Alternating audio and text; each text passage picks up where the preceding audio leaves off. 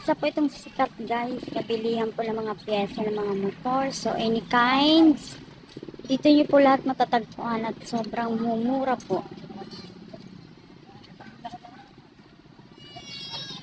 Bali sa ito po ay tiyanggi siya ng mga spare parts po ng mga motor. So any kind po, kung meron kayong gustong hanapin, so visit lang po kayo dito.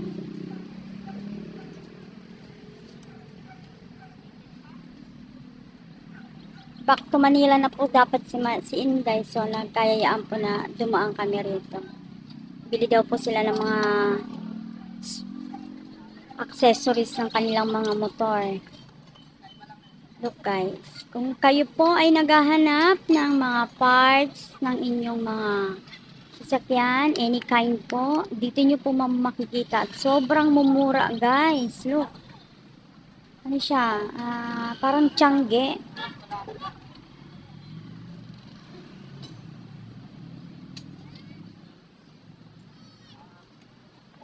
Tanong po natin kung anong lugar po ito.